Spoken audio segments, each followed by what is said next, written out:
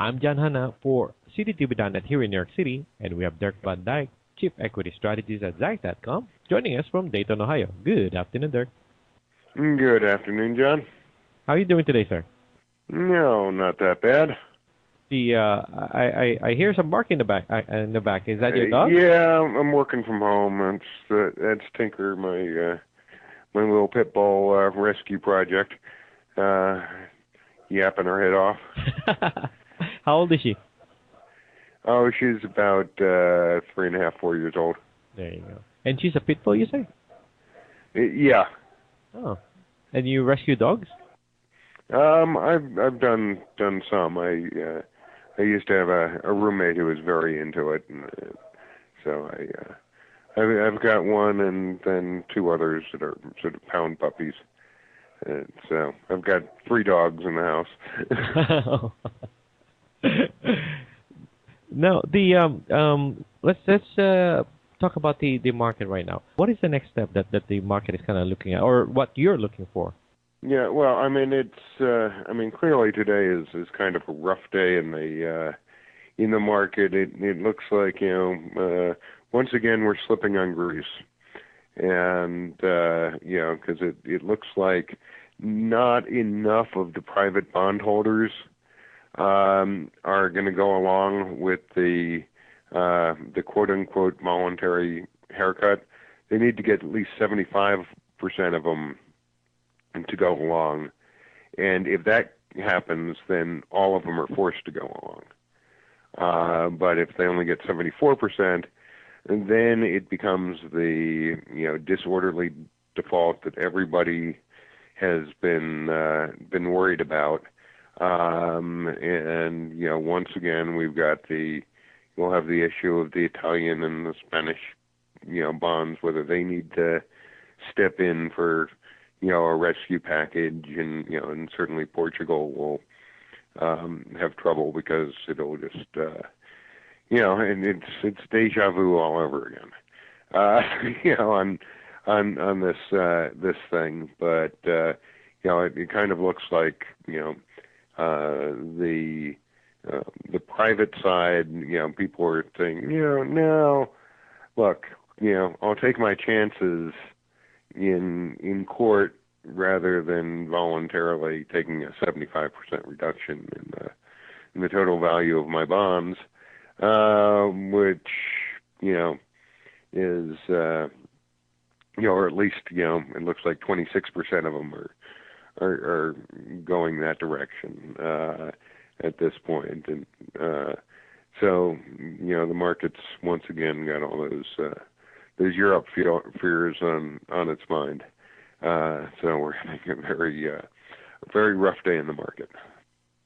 Okay. Now, you mentioned something about this coming Friday, right? Well, what's the number for this Friday? Well, the big news of the week is, without a doubt, as it is every month, the payroll report, the jobs report.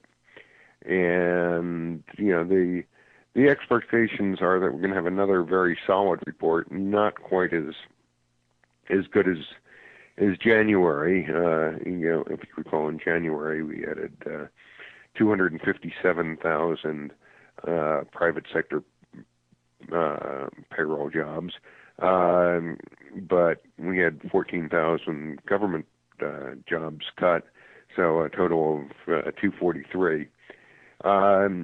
This time around, they're looking for sort of a similar loss in the number of government jobs, actually 11,000 government jobs, and but the creation of 220,000 private sector jobs.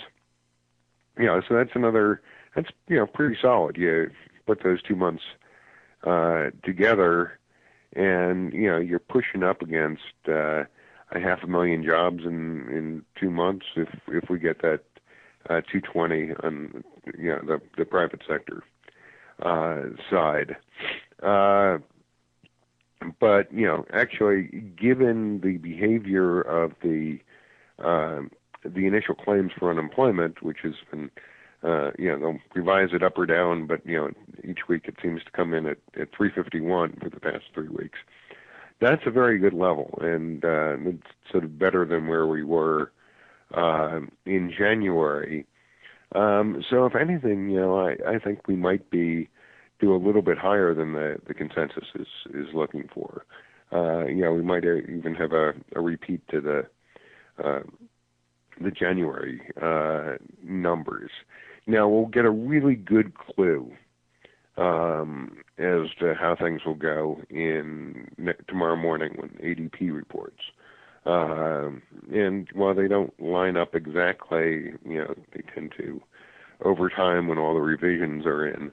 Last month ADP was way too cautious, looking for 170,000 private sector jobs, and as I said, we came in at 257.